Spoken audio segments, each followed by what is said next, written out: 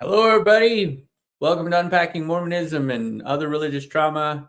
I'm your host today, Mason Westbrook, and as you can see by the fact that nobody's next to me on either side, I'm hosting by myself today. So we'll see if we can crash and burn or do something good. So just want to welcome you all. Today we're going to talk about faith and how faith can lead to great things and bad things. And here to my right on my screen is Ian. Ian, we've been on the show a couple of times. Why don't you take a couple of minutes to just kind of tell us a little bit about you and why the hell we should listen to anything you have to say? Well, I don't know why you would listen to anything I would say, honestly. The one big thing I guess I have a world of experience. I spent 22 years in the military. I deployed to multiple nations. I did some of the most advanced training that you could probably do in the intelligence field. I was counterintelligence. I don't have any of the big bachelor's degrees or any of the master's degrees or anything like that, although I am working on currently getting my finishing my history degree and CJ degree. And so nice. But I've got 4 or 5 technical degrees. I'm an avid learner. And I've got this hunger for that. And so I do it by serving on local boards. I actually ran for mayor, but didn't win in local election here in Carthage, North Carolina. And so that's me in essential. I'm married 30 years and I have 4 children, and hopefully I'm going to have grandchildren very soon. Hopefully so. One of the things that I love about you, Ian, is, of course, you and my wife have always been closer, I think, than you and I have been, just in conversations and things. And you guys can certainly disagree. You certainly do disagree a lot on things, and you two have found a way to be civil about the way that you disagree, to hold opinions, but also change opinions as things go. And I feel like one of the things that you and I also have in common is that we were both presented information that we didn't necessarily know about, or that came, there was more information that came, and it kind of changed our whole outlook on what our history had been. I grew up in the church, and then so too. So to have new information that kind of, in a sense, took that away from me was a huge transition. It was a huge struggle for a little while, and I know in some ways you and I kind of share that a little bit, and I like having that. Yeah, absolutely. Yeah, my journey and your journey are very, very similar. Both of our wives kind of walked away from the church for their reasons before we did. It was, and because Jill's family was very much still Mormon, I really held back from actually putting my 2 cents as far as Jill leaving the church. If it's going to be her decision, it's going to be her decision. Right. When it came to me actually stepping away, I don't tolerate being lied to very well at all. And especially when the lie is completely and thoroughly unnecessary. Tell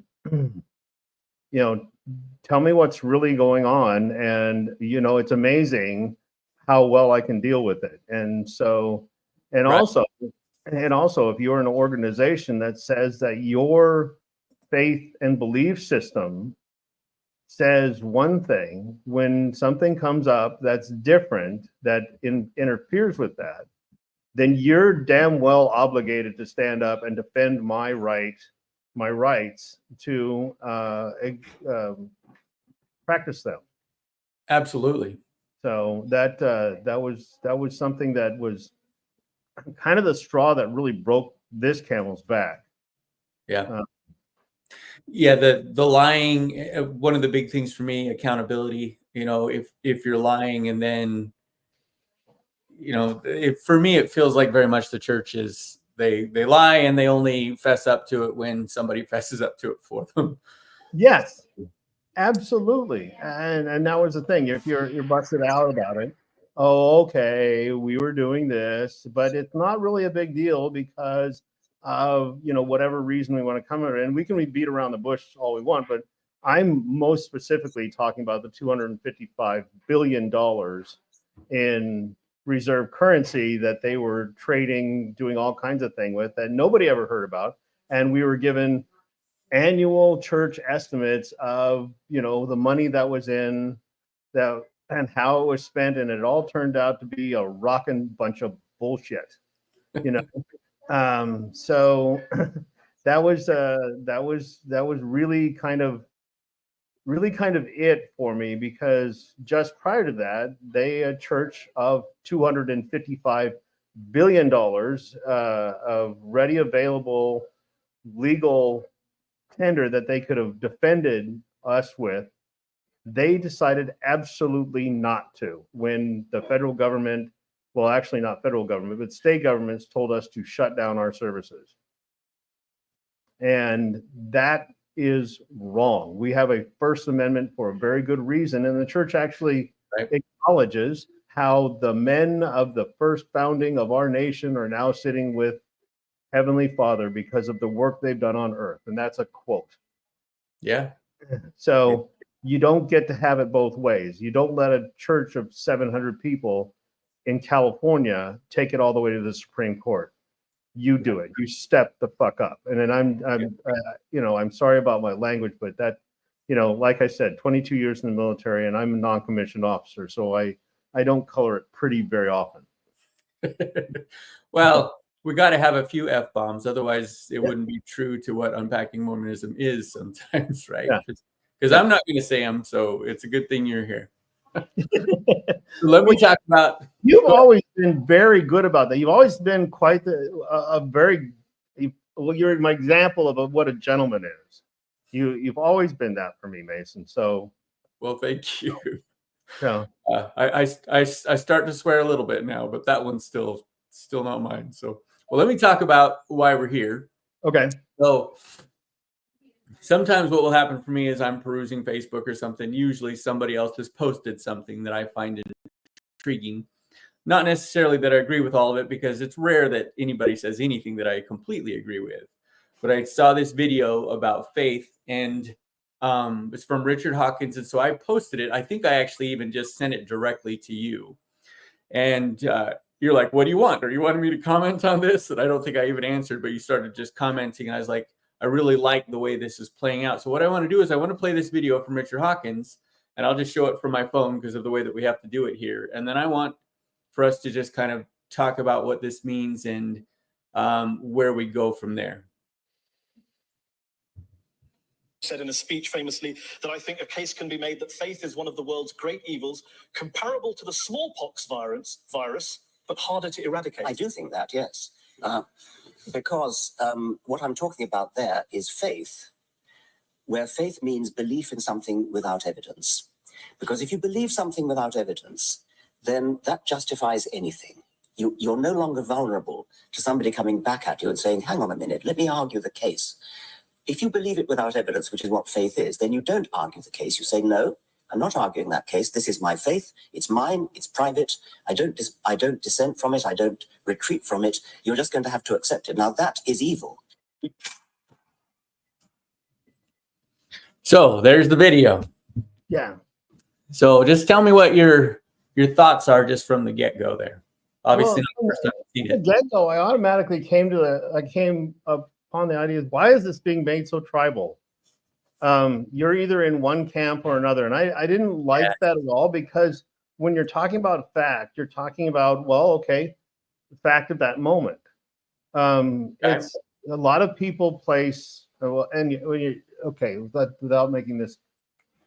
Okay, so when you're talking about fact, right, you are talking about, okay, for example, Thomas Jefferson was a slave owner, right? That's a fact, right? But do we say that that was wrong? Because at that time, the gentry of the world, the majority of them had slaves. That was common. that was normal. So being able to extol facts and having a presentistic attitude is not in true it actually a fact. What you're doing is you're taking and you're taking your morals, values, and experience, and you're superimprinting them upon that individual, and Right. that's not right. And one of the other things I did is that really he breaks it into two areas: fact and faith. Yeah. And you're like, okay, great.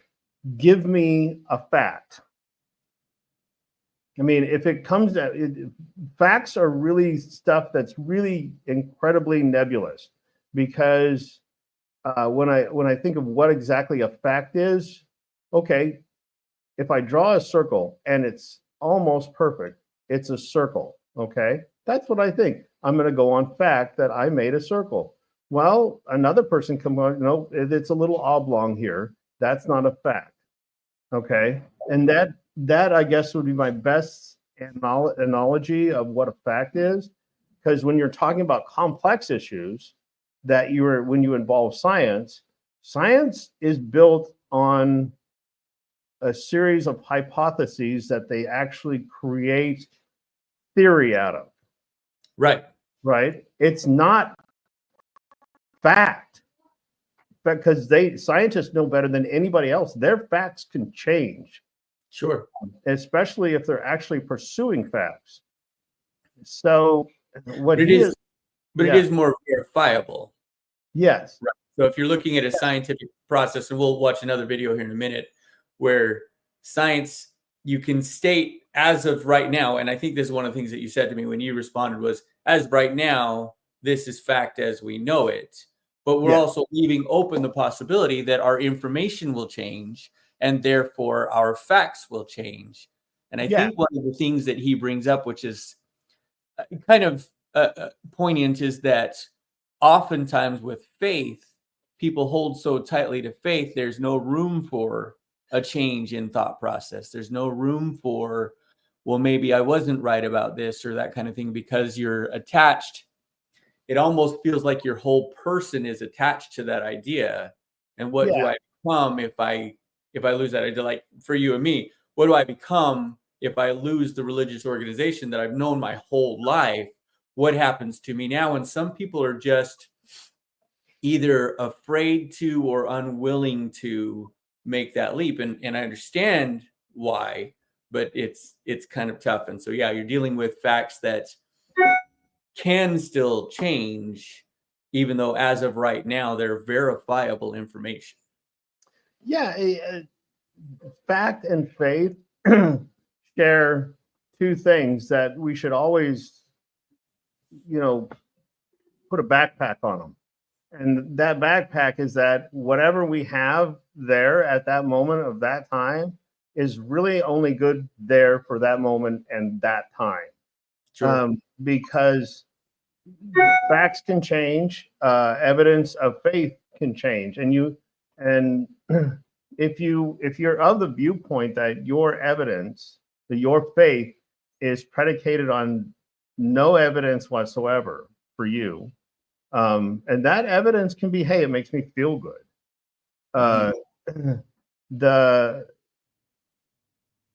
You still have to continuously evaluate, hey, is this really what I believe? This is really my faith. Do I really, do I really go down this road of, hey, I'm not going to listen to you on this subject because of my faith? And I don't know, you've encountered that. I've watched the feedback you get on Facebook from your relatives, and mine, not mine, but Jill's and our friends are very much the same way. I say something that's actually very fact-based, and they just say, you're just playing whack-a-mole. And I'm like, how is that? No, that's not what I'm doing. I'm being lied to here.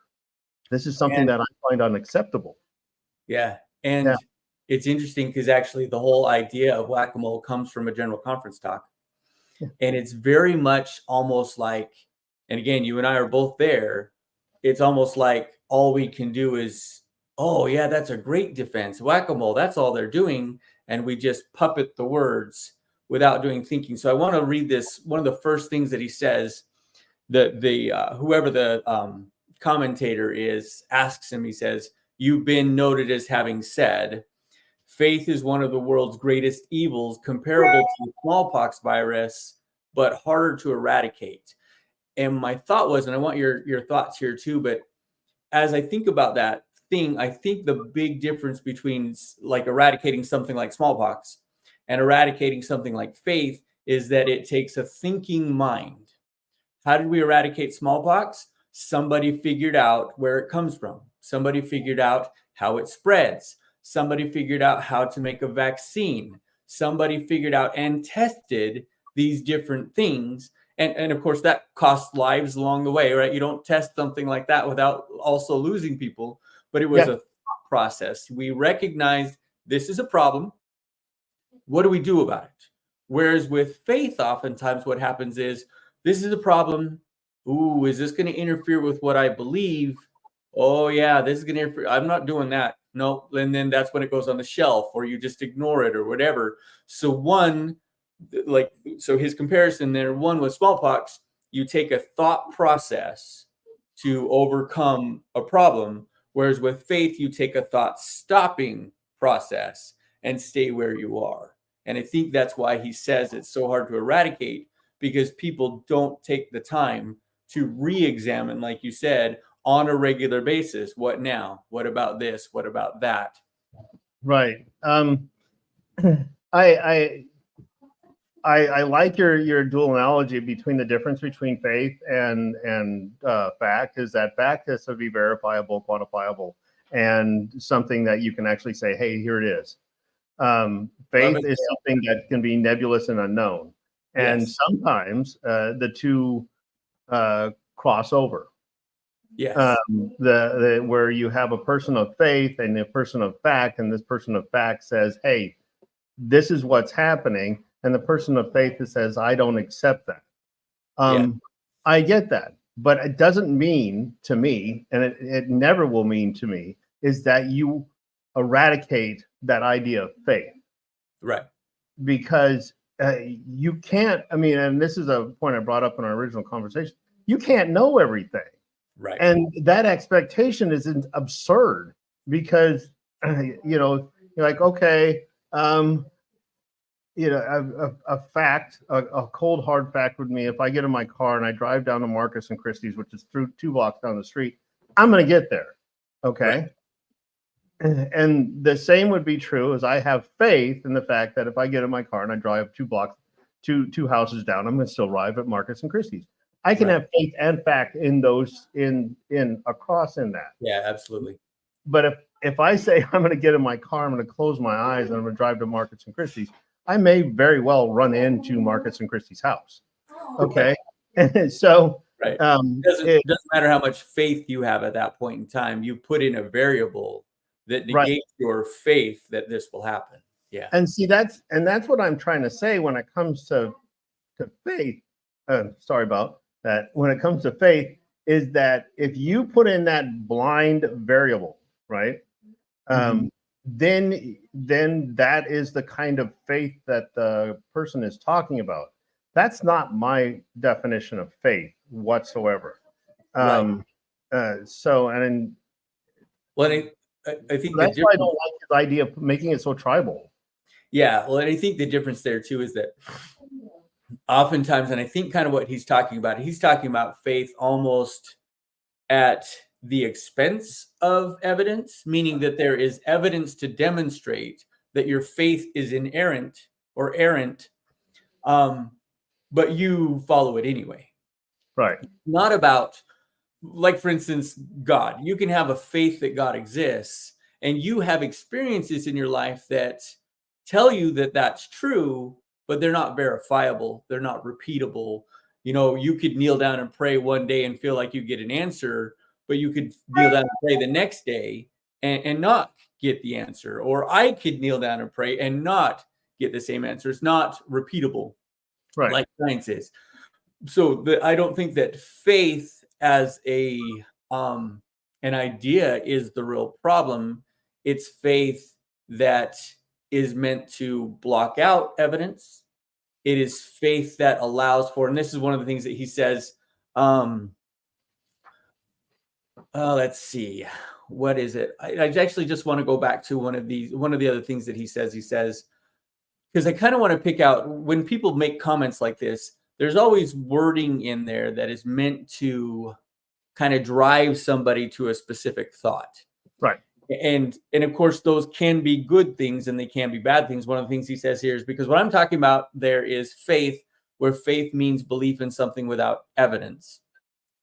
And that's not necessarily true. Actually, what I would say if I were to change it, I would say without enough evidence, right? Like, because you can believe in God because of everything that you look around you, like the way that Alma describes it in the Book of Mormon is like, look around you. Everything denotes that there is a God. And for some people that's true. And for some people it's absolutely not true. But what you have then is you have a faith in God. It's still faith because there's not enough evidence to prove it, but that doesn't mean there's not evidence, at least the way that you see it. Right. And so sometimes when I'll look at these quotes, I kind of have to look at the way that the words are played to make his argument more valid. And faith is not belief in something without evidence. It's faith it's a belief in something without adequate evidence, but not without evidence at all. Right. If faith can be your knowledge of the Bible.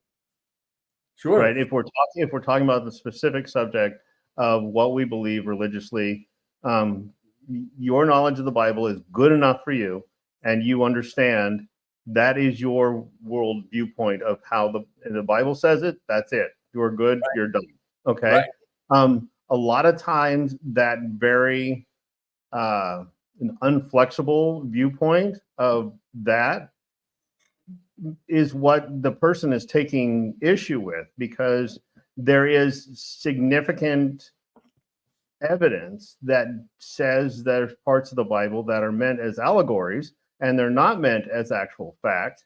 There is significant parts of the Bible that are meant as historical fact that are not meant as allegories, and you have got to go through that thing and really understand it.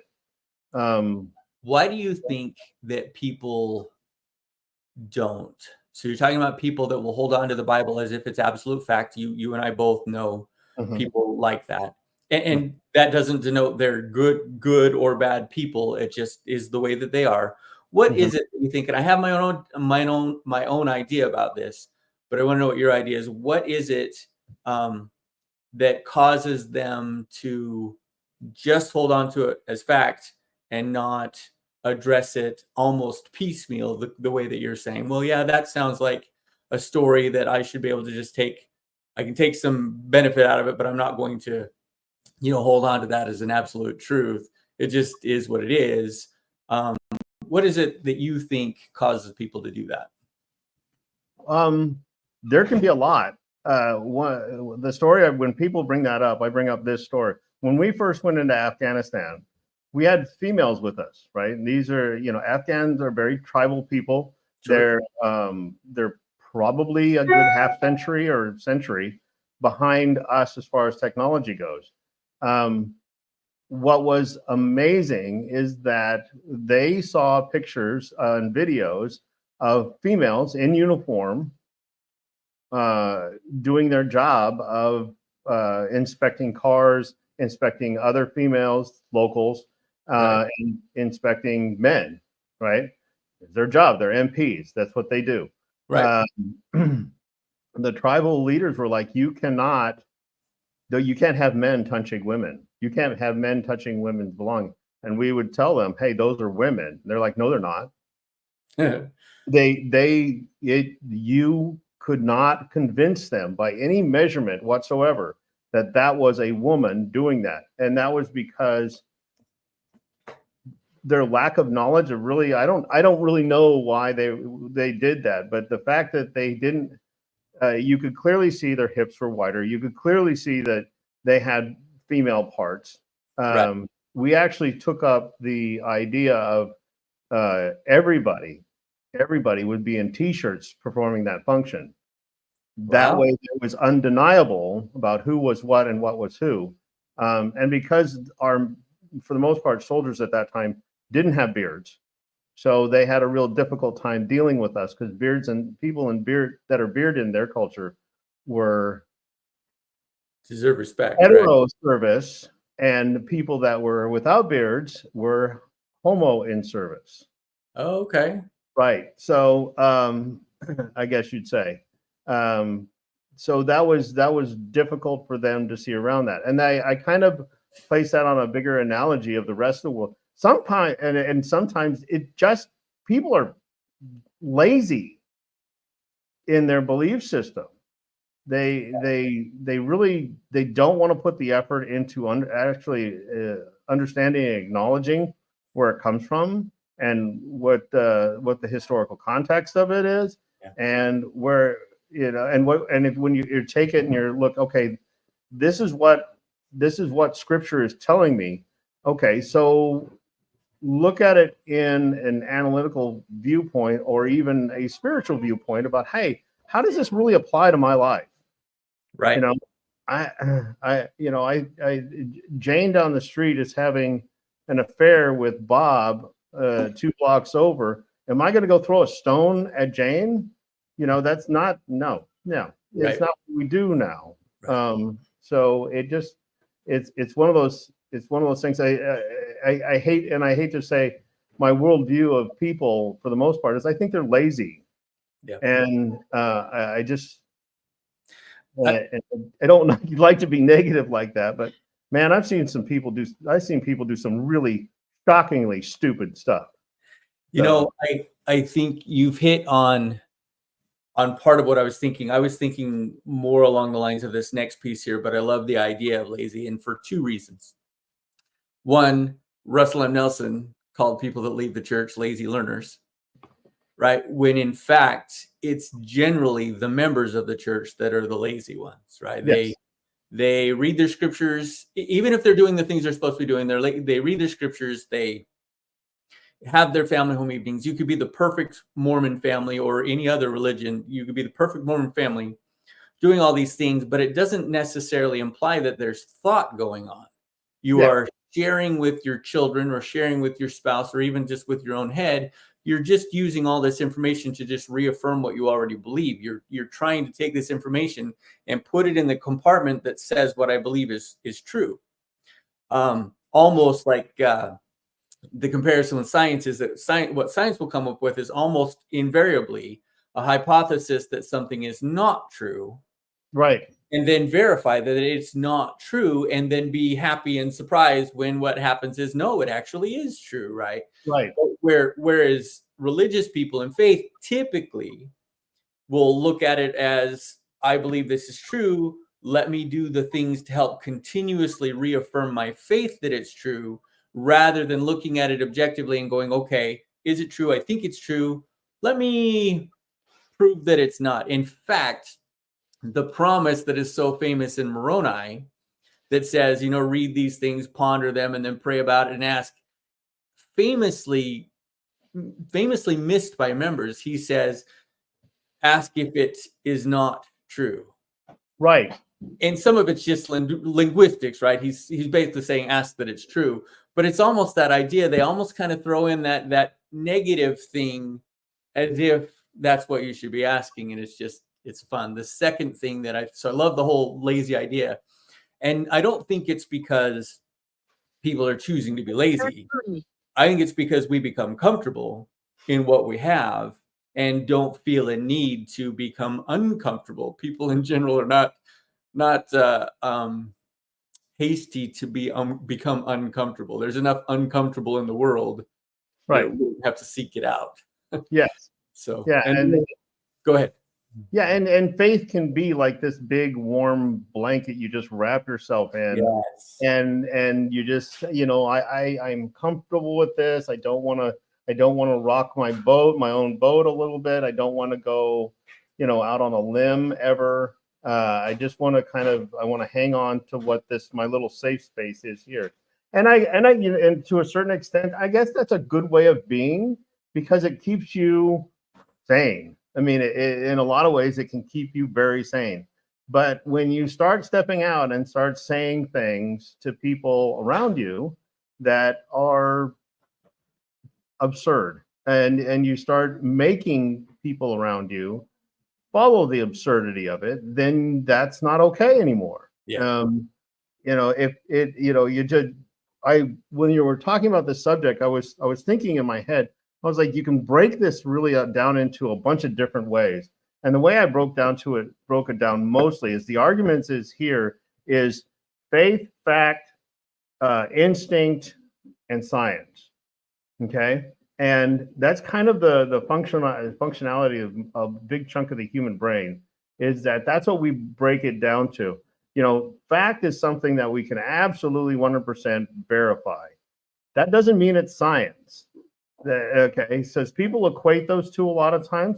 Oh, and like you said, science really lives to disprove. It's not a consensus. It doesn't sit there and say, well, we're all going to come to this decision and this is what it's going to be. Well, that's exactly what faith does.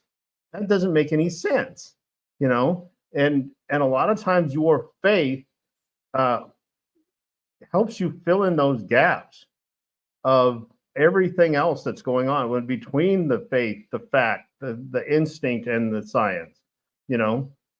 Instinct is what keeps you safe. Instinct is what helps you defend yourself. Instinct is what puts food in your gut. And so we have to have that. But if I take my instinct and I apply science to it, right, that my people need more food than everybody else needs, we have the beginnings of World War II. Yep.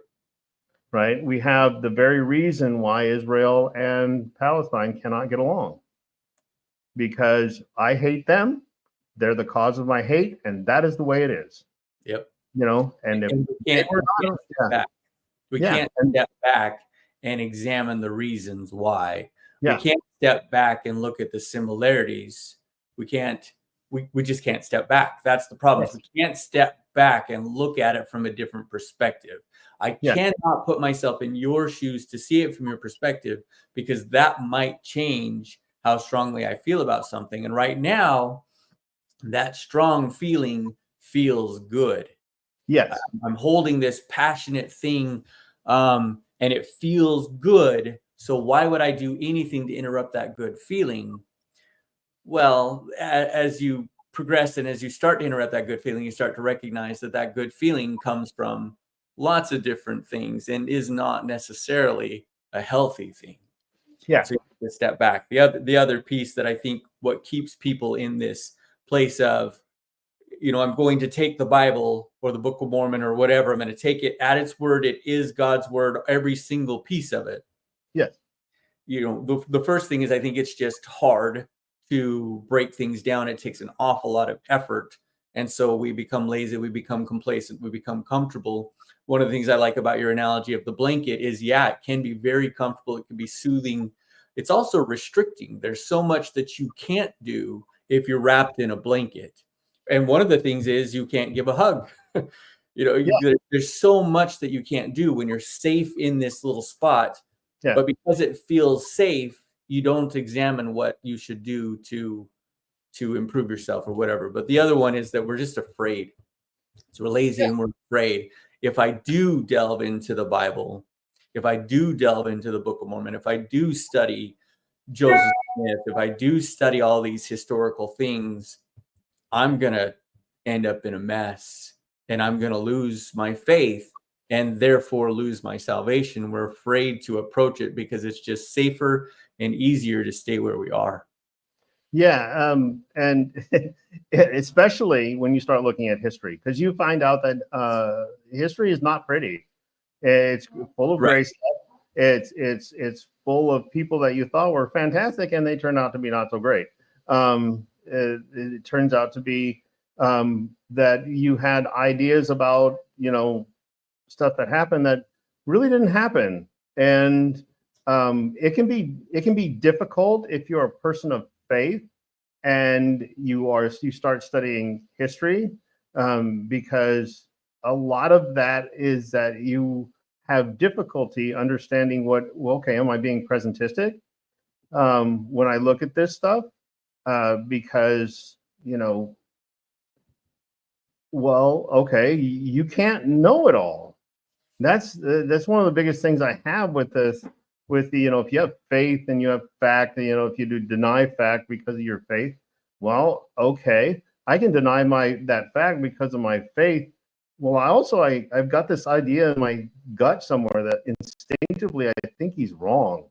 Yeah. And I can kind of stand on that until I get more facts and to disprove it. And if you have that kind of Marcus Aurelius look of always looking, Yes. always be curious. Right. I'm happy with what I have. Yes. But I also recognize there's probably more out there, and I'm going to keep an open mind. So when that comes, I'm able to accept it or reject it, right? Not everything that comes is going to be healthy or better for you, but I do want to be able to take a look at it. I want to take it into consideration and so on. My biggest thing about this whole statement is that and being counterintelligence, I look at this, okay, why would you say something like this? This is more to me kind of an inner monologue thing than an outer monologue thing. Because if your object is to go out and just piss a bunch of people off, well, good job, dude. You did it. Well, rock and roll. There's honestly no reason to sit there and discount another people's feelings, rationale, or whatever for no reason whatsoever. So what's his motivation for saying this? And if he thinks he's going to bring world peace because he can discount faith, I got a lot of news for him. Sure. I personally think that and of course we'll never know, right? Because I haven't, I don't know him very well. I haven't listened to very much of his stuff. This is completely just a little tiny piece of what he said pulled into this conversation. I think it's an attempt to get people to view things from a different perspective. Yeah. And sometimes the way to do that is to just directly attack what you hear. Yeah. It's to take the baseball bat basically and say, hey, look, wake up, man, and just look. There's another way to see this. One of the reasons I have struggled so much, even with the concept of God, is because of all the bad that goes on in the world. And I think he's trying to demonstrate that some of that comes from this religious faith zealotry, which is, of course, historical fact there. There's a lot of wars and atrocities have happened in the name of faith, but that's not the only reason. It's not the only reason that happens. Yeah, and I don't know, because he doesn't really go into it. A lot of people make the mistake of saying faith, and you're just talking about religion. Yes. Right? And a lot of times it's not it. The Nazis were not motivated by any religious context whatsoever. No. They were motivated by the idea, their faith, that they were better than everybody else. Right. And it was everybody else that was keeping them down, especially the Jews, were keeping them down and making their life miserable.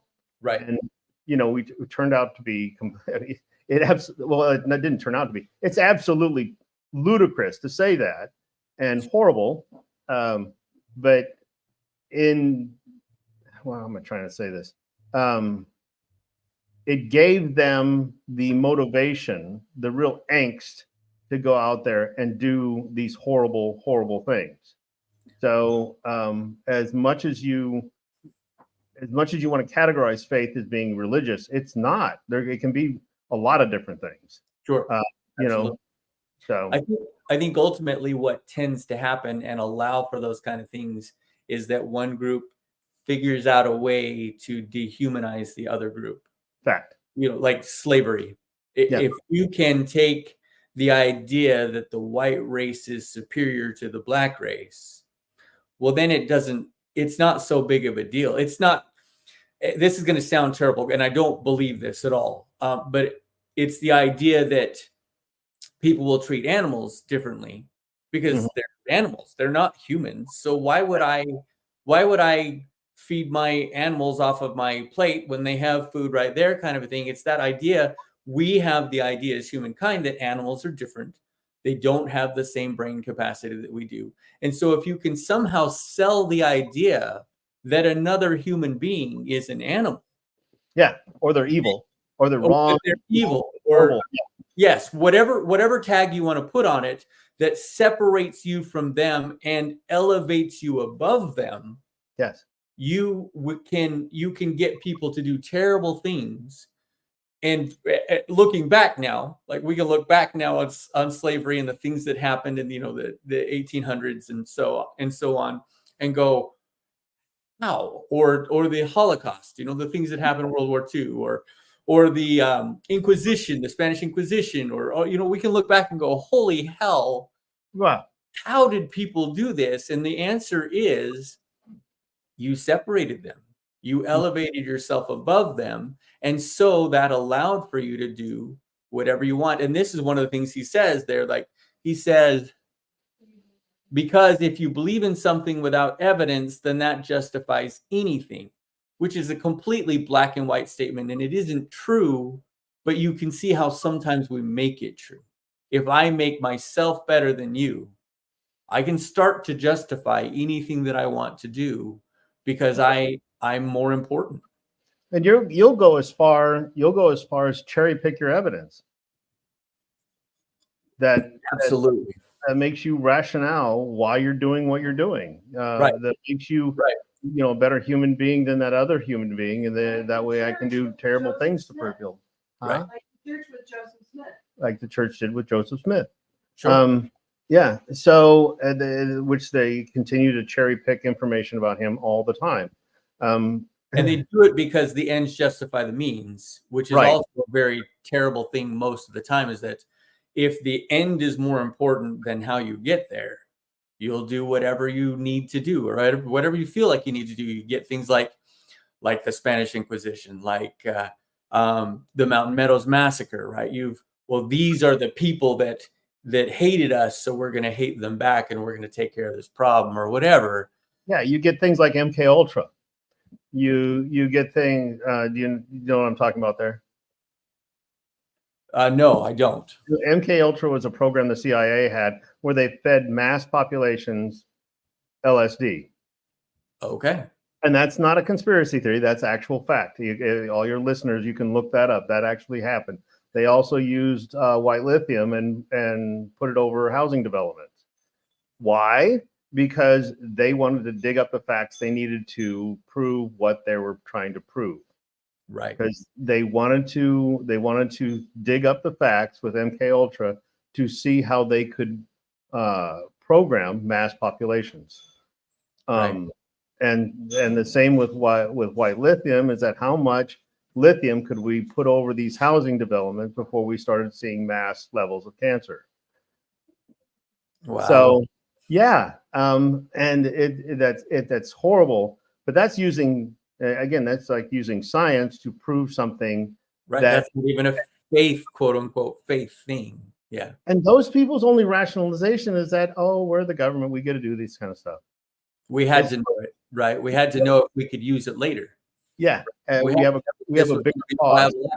Who gives a shit about those little guys? Who gives a shit about the 14-year-old you gave a bad trip in, and now he looks at a light bulb his entire life, Right. So it's just horrible, the way people treat it, and it's not always faith that people do it. That people do it through a number of rationalization, and if you say, okay, this is all faith, and you have that, and you label it religious faith, right? Well, I don't think you're doing justification to what people actually say is faith and what they say is fact. So I have my reasons why I believe that there is a God, and I can share that with you probably offline, but that's not here or there. But it does not affect my worldview. It's that I question all the time, Again, I go back to the being stoic has helped me with PTSD more than anything else that I've been involved in my life. So having that toolkit there makes me understand that I don't understand everything. Right. And I have to really do something uncomfortable almost every day that makes me grow, that makes me challenge, that makes or sets me back. Right. I don't like going out and working on my car and being an abject failure at what I just did. It's Right.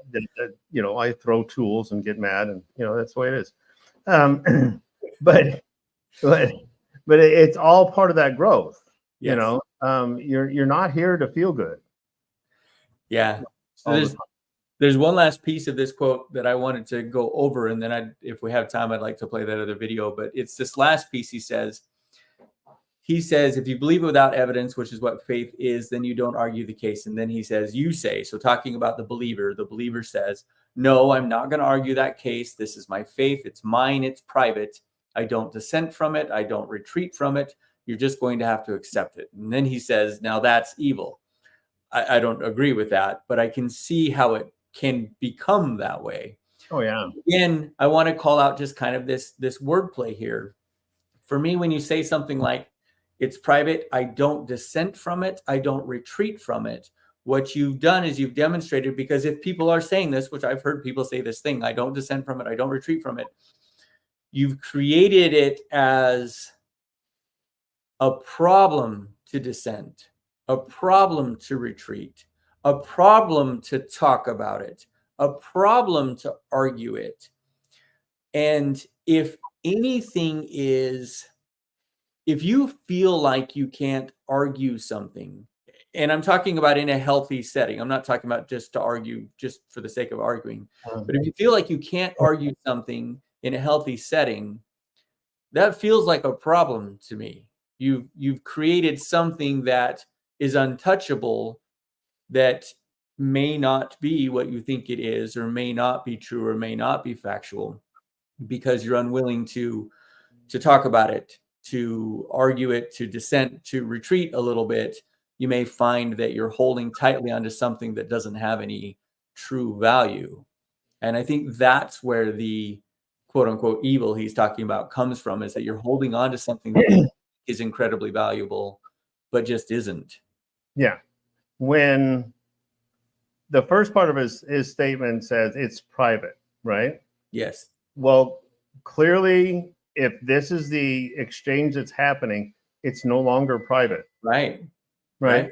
And that deconstructing his sentence.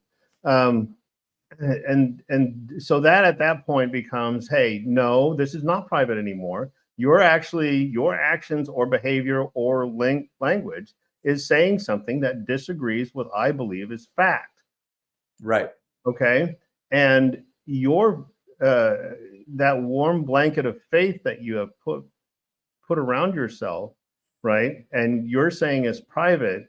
Well, I don't dissent and I don't retreat from it means by very definition, it is not private.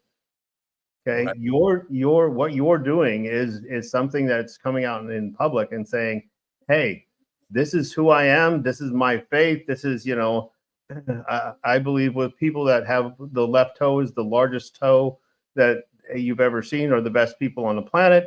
Sure. No, but it can be absolutely ridiculous or benign. But you're actually, when you take that warm blanket and you're kind of exposing yourself and saying, this is no longer a warm blanket. Here I am. This is what I believe, and stick it up your ass. That's not right, in my opinion, because number one, you're not challenging yourself. Yeah. And that's what we're put on this earth to really kind of look at the world and say, okay, how do I challenge myself? How do I make things around me, in my definition, better? Right. It's not right to be this person that actually I'm going to make your life unpleasant and everyone's around me life unpleasant, because I believe that that's how it should be. I believe that you shouldn't be able to have rose bushes in your front yard. So I'm going to join an HOA, and everybody in that HOA, I'm going to take it over, has to pull up their rose bushes, or I'm going to fine them $1,000. Right. And there's no rationale why.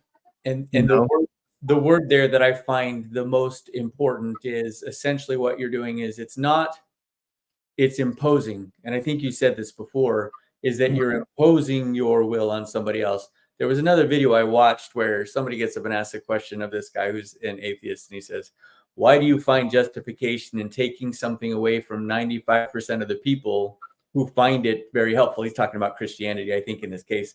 Might have been religion in general, but he was, because I didn't hear that first part, but it was implied that it was some sort of religious connotation.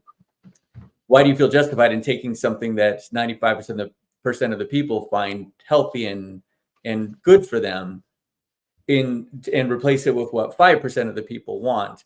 And this guy says, well, let me clarify. I never said that. I'm not trying to take that away. Look, if you want to go play with your toys, go play with your toys. You play with whatever toys you want to. And again, talking about religion, you want to invite other people over to your home to play with your toys with you? Fine. I don't have any issues with that. You want to go out and talk to people who want to listen and share your ideas about the toys? I don't have any issues with that. But don't tell me I have to play with your toys.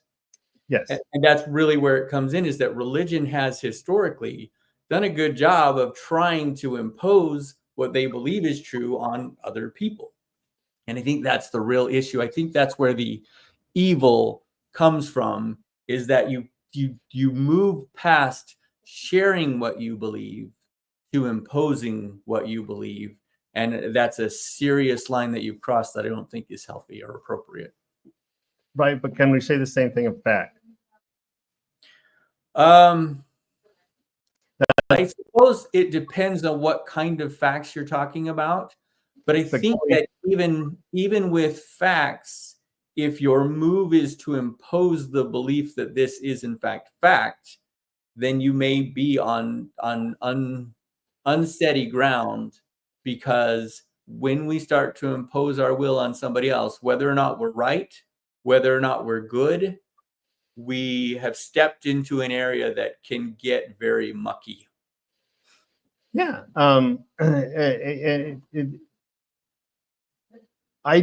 There's so few things. I mean, Plato made this argument over and over again. There's so few things that are actual fact, you know, that it becomes a matter of what is and what can be proven and what we believe. And it's always, there's that mix.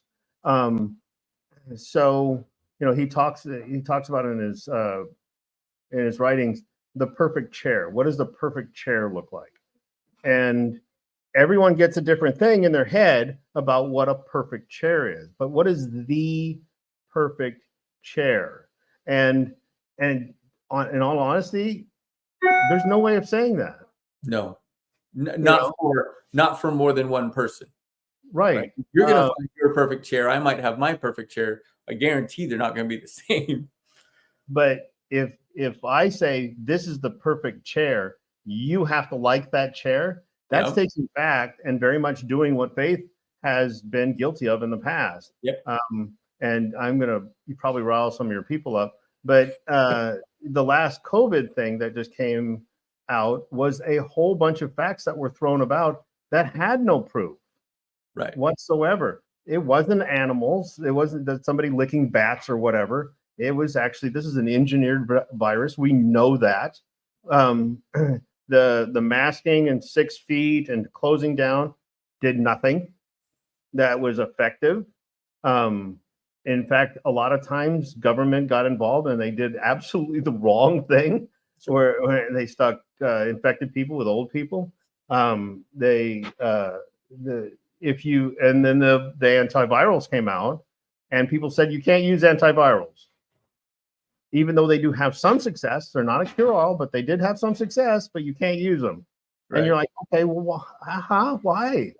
You know, and then they came out with the shot, and it didn't do what they told us to do. And we were told for literal months, it's going to do this, or it's going to, you're not going to be able to infect people. You're not going to get infected. Yeah, it's not what happened. So you can get beat up on fact and faith. Yeah. Either way. And I just really hate how this guy makes it very tribal. between the two, because he needs to acknowledge where he's coming from and the faults that are involved with where he's coming from, as well as, hey, this is what I'm opposing against. But I think it's like you said before, he's walking up to the cage with a baseball bat and smacking it. Yep. You know, that's what it feels like to me. Yeah. Yeah. I think the problem comes in one of the things that I noted down, I don't remember exactly why, but faith and sometimes science as well, things that we consider more factually based. Oftentimes the trouble comes when we have to force answers. You know, with the whole COVID thing, why are we forcing answers? Well, we're forcing answers because people are dying, but it's even more sinister in the fact that we're forcing things because people's political aspirations are on the line, because people's livelihoods are on the line. And when you take all those things in, we become this, this scared mass of people. I don't know if you remember the original Men in Black with Will Smith and Tommy Lee Jones. When Tommy Lee Jones is trying to convince Will Smith to come on as an agent, he says, why all the secrecy? People are smart. And he says, a person is smart. People are dumb, right? They're hysteric. And that's what we saw, is you have this mass of people, and the reason that they become so hysterical and unreasonable is because they're scared. As a group, they're scared, and they're scared for significantly different reasons. I might be scared because my mom is sick, but that guy over there is scared because you've shut down all the businesses and he's going to lose his livelihood. And that guy over there is scared because he has aspirations to be a senator someday. And if this doesn't get cleared up, they're going to blame him for it and he'll never get there. And this guy's scared for this and that guy's scared for that. And so we're all scared for different reasons, but we're all scared at the same time. And we become hysterical. We become unreasonable. And when you talk about faith or even science, some people are very dedicated to science and they might become scared because this isn't working the way I thought it would. Or, like, just to take the example, Fauci is in charge of the CDC, right? And if he doesn't come up with something, people are going to blame him. Well, then he came up with something and people blamed him anyway. Yeah. Right. Because it didn't work the way that he wanted. And we can't just say, look, we've developed this vaccine. We believe it's going to help. We hope that you'll take it because we believe it will help. But you need to know that there can be side effects. There might be struggles. There might be worse things that come from the vaccine. We can't just be honest about it. We can't just say we've done the best we can in the short period of time that we've been given to develop something we think will work. But wouldn't that be great? Just be honest about it, right? Same thing as like religion and church. Look, we recognize that it would be weird, right? We recognize that you now know that we took tithing funds and we saved them for a rainy day. We did what we thought was best with them, and we've developed an incredible rainy day fund. We should have told you in the beginning that that's what we're going to do. We didn't. We had our reasons. Some of them we still think were good. Some of them probably weren't. Yeah. Yes, we did this. We're taking accountability for it. And we're going to discuss how best we could use this money. Or we're going to be more forthright in the fact that it's there and what we're doing with it, blah, blah, blah. We can't just be honest about it because we're afraid of what the repercussions are. Why do people lie? A lot of times it's because they're afraid of what's going to happen if they tell the truth. Yeah, fear was a huge motivating factor. Again, it's been historically a factor that we've had manipulated against the common man, us, you and I, over and over again. Calling up the Spanish Inquisition, they're witches. No, they're really not. And stop saying that, please. But nobody said that. Nobody. You can't be rational in that moment. You just have to pray. And frankly, leadership preys on the fear sometimes too, right? It does. I know that if we do this, we're going to make people afraid, and then we can accomplish what we're trying to accomplish. Yeah. So I'm not even going to move on to that other video. I think that we've done a good job of kind of discussing what I wanted to discuss, and I think moving the video. I've learned over the 2 years of doing this podcast that oftentimes I'll try and throw in another piece right at the end, as if just wet your whistle on this one and then we'll talk about it I've learned that I can't do that. I can't just throw it into the end and then not talk about it. So Right. if you would take a few minutes to just kind of share maybe some closing thoughts about this video that we watched, faith, and kind of the things we've said. If you have anything else you'd like to say, I'd love to hear it, and then I'll make some closing remarks and we'll get the heck out of here. Yeah, I think my biggest closing remarks is that again, this is as much as you want to have an opinion on it. Great, have an opinion. Don't become tribal on it, because there is place in your lives for faith, and there's place in your life for fact. And the constant study and evolution of where you stand on those is just part of being human, and it's also part of actually challenging and growing. I don't. That's. I mean, I said it over and over again in this. I don't like how they made it very tribal. But then again, it is a video, and it's meant to take that baseball cage and wrap that cage full of the chimpanzees that are going to go nuts. Right. And so that's my real final thought. I hope people take this for what it was and learn from it, and I hope what we said is edifying in some way. Yeah, I love it. I love it. You say tribal, I kind of think of black and white, the fact that it has to be one way or the other, and it rarely does. You said that there's a place for faith, there's a place for fact in everybody's life, and I completely agree. Mostly because even the things we think we know, we probably don't really know. And so there has to be room. We have to be able to keep our minds open for new information, new processing.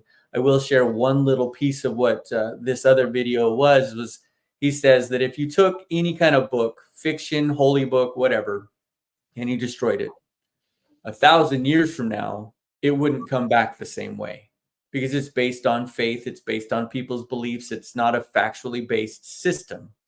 But he said if you took all the scientific textbooks and got rid of them in 1,000 years, they'd come back essentially the same as they are now, because you'd follow the same process to get to the same answers.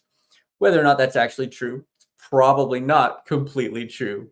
But the idea being that if you follow a repeatable pattern, you'll essentially get to the same ending every time. And that's what science tries to do.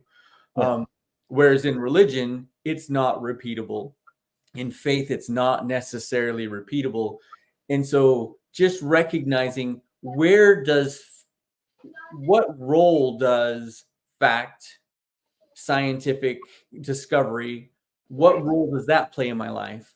And then what role does faith play in my life? Because if all you do is hang on to science, you're missing some important parts of both your mind and your heart, your body. You're missing important parts of what can make you a whole and complete person. And if all you have is faith, you're missing some important parts of what makes you a whole and complete and healthy person. Mhm. And so I hate the idea of the whole black and white thinking, partly because that's where I was stuck for so long and didn't even know it. And that whole discovery has been difficult, but so rewarding as I've blossomed. And I've said this lots of times in our podcast as well, is that I had to get comfortable with being uncomfortable. I had to get comfortable with not knowing what everything was, or thinking that I know everything. And so I love the idea of not being in a black and white area, because it allows my brain to be expanded. It allows me to grow. It allows me to make choices and go one way or the other, and go with the information in a way that helps me to be healthier. Yeah, I agree. Absolutely. Yeah. There's so many, there's directions you can run. I just encourage people to not make that one direction, I guess. Say. Yeah. If you have to plant your flag, but at times take a look at it and see if it needs to be moved a little bit. Yes. Yeah. Absolutely. For Mm-hmm. those of you that are just listening today, if you have questions, you can email us at daisygirlcommunications@gmail.com. You can go to the website at daisygirlcommunications.com. If you're wanting to donate to the podcast, we love that. It helps us pay our staff a livable wage or better, which is our goal. You can do that through Venmo. And thank you so much for being here with us. We love the comments. We love having you here. Thank you, Ian, for being with me today and helping me get through this. So it's been a joy having you here. So y'all have a great one. You guys, so good. Yeah. I just hope sometime we'll be able to do this in person. It'd be nice one of these days. North Carolina might not be the best place for us to be traveling right now. Yeah, we've got some challenges. Yeah, for sure. For sure. Yeah. All right, guys. Love you. Thank you. And we'll see you later.